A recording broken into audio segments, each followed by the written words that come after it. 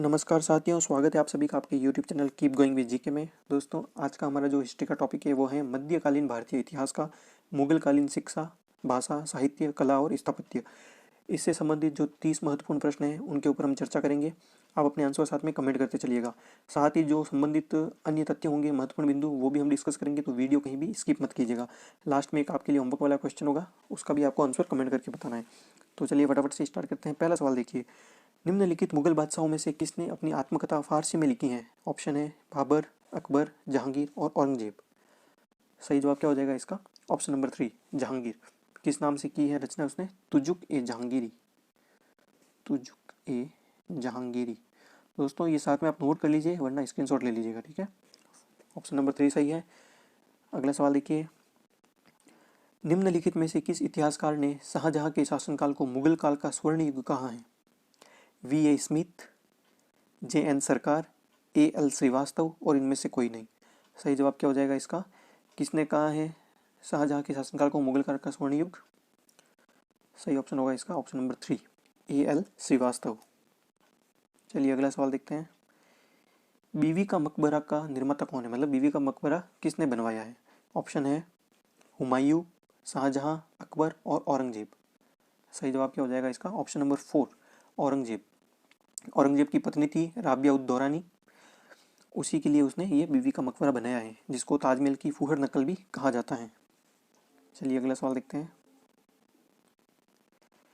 हिंदू तथा ईरानी वास्तुकला का सर्वप्रथम समन्वय कहाँ देखने को मिलता है? ऑप्शन है ताजमहल में, लाल किले में, पंचमहल में, शेर शाह के मकबरे में। सही जवाब क्या हो जाएगा? ऑप्शन नंबर 1, ताजमहल में। अगला सवाल देखिए, कौन सा मकबरा दूसरा ताजमहल कहलाता है? अनारकली का मकबरा, एतमादुद्दौला का मकबरा, राबिया उद दौरानी का मकबरा और या उपयुक्त में से कोई नहीं। अभी जस्ट ऊपर डिस्कस किया हमने, इस तरह से भी पूछ सकता है इस सवाल को। तो सही जवाब हो जाएगा 3rd नंबर, राबिया उद दौरानी का मकबरा, जो कि बीवी का मकबरा भी कहलाता है। कहाँ पर है ये? औरंगाबाद महाराष्ट्र में। औरंगाबाद महाराष्ट्र में है। अगला सवाल देखते हैं। दास्तान ए अमीर हमजा का चित्रांकन किसके द्वारा किया गया है? ऑप्शन है अब्दुस सम्मद, मंसूर, मीर सैयद अली और अबुल हसन। सही जवाब क्या हो जाएगा इसका? Option number 1, Abdul Sammad. ये जो है ना दास्तान ए अमीर हमजा, ये एक तरह से कहानियों का संग्रह है, रोचक कहानियां हैं इसके अंदर, और इसका रचयिता अब्दुल सम्मद है। और अब्दुल सम्मद को एक और नाम दिया गया है, इसे पूर्व का राफेल कहा जाता है। इस चीज़ का भी ध्यान रखना, ये इंपॉर्टेंट पॉइंट है दोस्तों, साथ में नोट कीजिएगा, इन पे भी क्वेश्चन बन सकते हैं, ठीक है। पूर्व का राफेल भी कहा जाता है और ये अकबर के दरबार में था। और भी मुझे साथ में कुछ याद आएगा तो मैं बताता रहूँगा। चलिए अगला सवाल देखिए, पहाड़ी school, Rajput school, Mughal school और कांगड़ा स्कूल निम्नलिखित में से किस कला की विभिन्न शैलियों को दर्शाते हैं? किससे संबंधित हैं ये? शिल्पकला से, चित्रकला से, नृत्य से या संगीत से? सही जवाब क्या हो जाएगा इसका?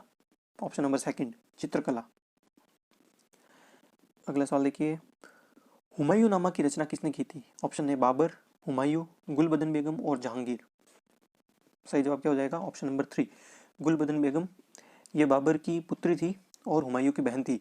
इन्होंने अपने भाई के जीवन का जो भी विवरण था उसको हुमायूंनामा में संकलित किया है, और हुमायूंनामा से हमको तत्कालीन भारत की जो आर्थिक और सामाजिक दशा थी उसकी भी जानकारी मिलती है।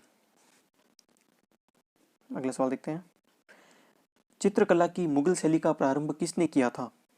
अकबर ने, बाबर ने, हुमायूं ने या जहांगीर ने? सही जवाब क्या हो जाएगा? चित्रकला की मुगल शैली का प्रारंभ किसने किया था? हुमायूं ने किया था। और एक सवाल और बन सकता है कि चित्रकला की जो मुगल शैली है उसकी उन्नति किस शासक के काल में हुई? तब आंसर जहांगीर हो जाएगा, ठीक है। अगला सवाल देखिए, निम्नलिखित में से कौन सा एक वाद्य बजाने में औरंगजेब की दक्षता थी? कौन से वाद्य यंत्र बजाने में औरंगजेब निपुण था? ऑप्शन है सितार, पखावज, वीणा और सारंगी। तो इसका सही जवाब क्या हो जाएगा? Option number C, 3rd number, veena बजाने में निपुण था।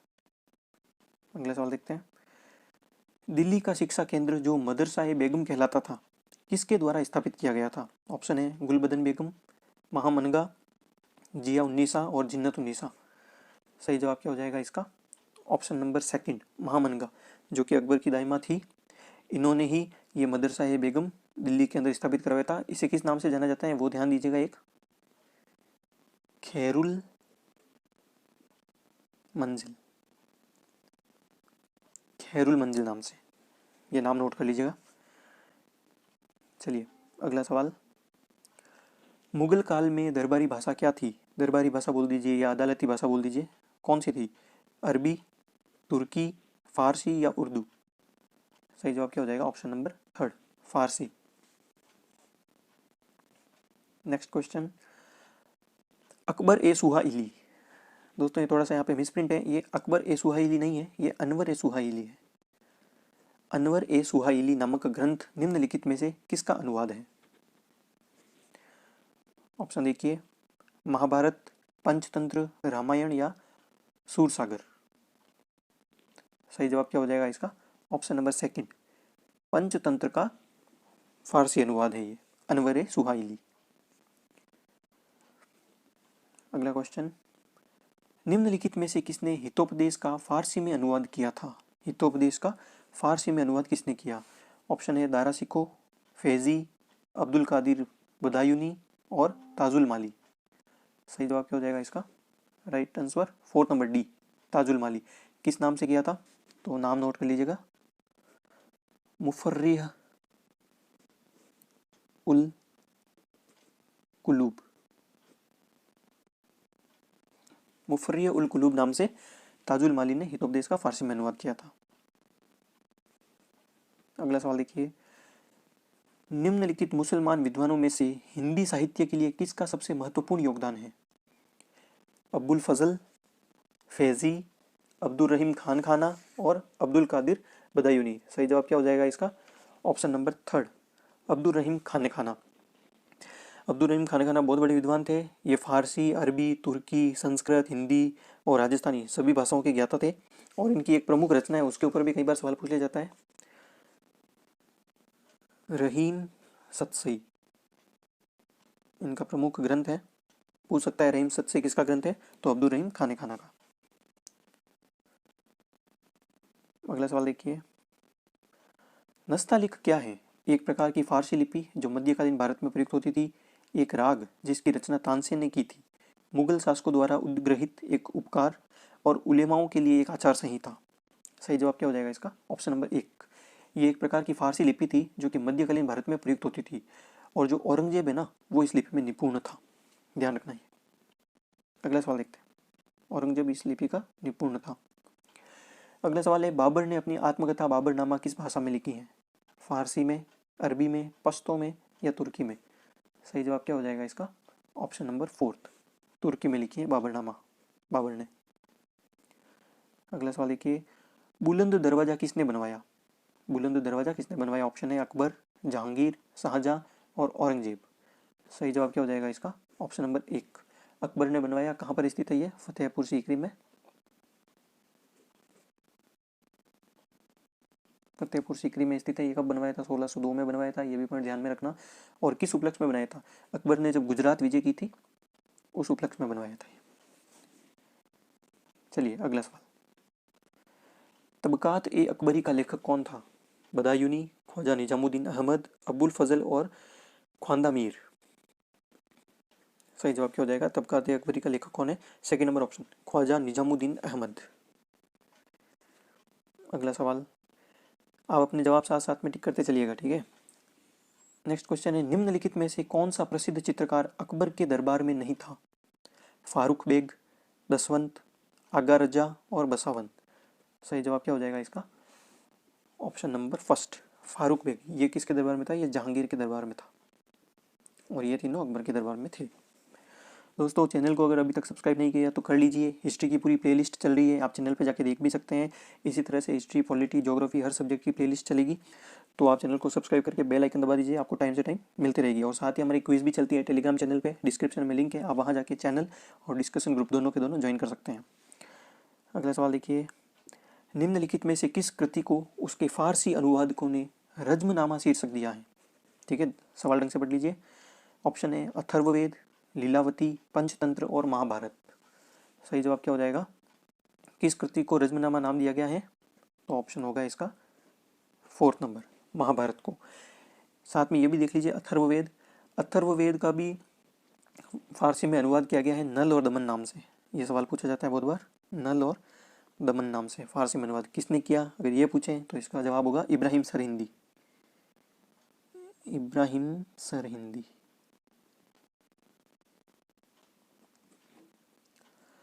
और क्या इंपॉर्टेंट है, लीलावती का भी देख लीजिए। लीलावती का फारसी में अनुवाद किसने किया, फैजी ने किया। अगर ये पूछा जाए तो लीलावती के बारे में आप लोग जानते होंगे, भास्कराचार्य महान गणितज्ञ उनका ग्रंथ था। चलिए आगे बढ़ते हैं। पंचतंत्र का ऊपर हमने डिस्कस किया ही है। अगला सवाल देखिए, दारा सिखों द्वारा उपनिषदों को फारसी में किस शीर्षक से अनुदित किया गया था। उपनिषदों का फारसी में ट्रांसलेशन किया गया है दारा सिखों के द्वारा, किस नाम से। ऑप्शन नंबर 1 सही होगा, सिर्रे अकबर। सिर्रे अकबर, इंसाह महरू, खुलासत उल सियाक और अमल ए सालिह, 4 ऑप्शन पढ़ लिए। ऑप्शन इसका सही होगा 1 नंबर, सिर्रे अकबर। अगला सवाल, किस मुगल सम्राट ने प्रसिद्ध तख्ते ताउस को बनवाया था। ऑप्शन है बाबर, अकबर, जहांगीर या शाहजहां। तख्ते ताउस, इसको मयूर सिंहासन भी बोलते हैं, मयूर सिंहासन। किसने करवाया था इसका निर्माण, शाहजहां ने। इसी मयूर सिंहासन में कोहिनूर जड़ा हुआ था जो अंग्रेज ले गए, ठीक है। और इसको किसने लूटा था, ईरानी शासक नादिर शाह ने जब आक्रमण किया था तो वो इसको लूट कर ले गया था, तख्ते ताउस और कोहिनूर दोनों को। अगला सवाल देखिए, निम्नलिखित में से कौन मुंतखब उल लुबाब का लेखक है। रचना का नाम क्या है, मुंतखब उल लुबाब। इसका लेखक कौन है, निजामुद्दीन अहमद, अब्दुल कादिर बदायूनी, खाफी खां और रिजुकुल्ला मुस्ताकी। सही जवाब क्या हो जाएगा, ऑप्शन नंबर 3, खाफी खां की रचना है। अगला सवाल, निम्नलिखित में से किस शासक ने उर्दू को राज्य के संरक्षण प्रदान किया। शाहजहां ने, जहांगीर ने, औरंगजेब ने या मोहम्मद शाह ने। सही जवाब क्या हो जाएगा, option number D, 4 number, Mohammad Shah ने। अगला सवाल, सवाल रंग से बढ़िए, भीमसेन का नुस्खा ए दिलकुशा प्रमुख स्रोत है। भीमसेन की रचना है नुस्खा ए दिलकुशा, ये भी बोल सकते हैं किसकी रचना है, ठीक है। तो इसका किस चीज़ का प्रमुख स्रोत है, राजस्थान में मुगल गतिविधि की जानकारी का, दक्कन में मुगल गतिविधि की जानकारी का, बंगाल में मुगल गतिविधि की जानकारी का, या असम में मुगल गतिविधि की जानकारी का। तो इसका सही जवाब क्या हो जाएगा, ऑप्शन नंबर 2, दक्कन में मुगल गतिविधि की जानकारी का प्रमुख स्रोत है। अगला सवाल देखिए, पशुओं, पक्षियों एवं पुष्पों के अपने चित्रांकन के लिए खास तौर पर विख्यात मुगल शैली का चित्रकार कौन था। बिशन, मिस्किन, अब्दुस समद और मंसूर। सही जवाब क्या हो जाएगा इसका, ऑप्शन नंबर 4, मंसूर। अगला सवाल, गुलाब से इत्र निकालने की तकनीक का आविष्कार किसने किया। सबको पता होगा, बहुत बार रिपीट हो चुका है ये क्वेश्चन, महामनगा, नूरजहां, मुमताज महल और अस्मत बेगम। सही जवाब क्या होगा इसका, ऑप्शन नंबर 4, अस्मत बेगम, ये नूरजहां की माँ थी। अगला सवाल, निम्न में से किस एक भवन में चतुष्केंद्रीय मेहराब का प्रमुख वास्तु तत्व के रूप में प्रयोग किया गया है। सवाल ढंग से पढ़ लीजिए। ऑप्शन है अलाई दरवाजा, कुवत्तुल इस्लाम मस्जिद, फतेहपुर सीकरी महल और बुलंद दरवाजा। सही जवाब क्या हो जाएगा इसका, ऑप्शन नंबर 2 सही है, कुवत्तुल इस्लाम मस्जिद। इसके बारे में और जानकारी सुन लीजिए। दिल्ली में जो कुतुब मीनार है उसके पास में इसको बनाया गया है, कुवत्तुल इस्लाम मस्जिद को।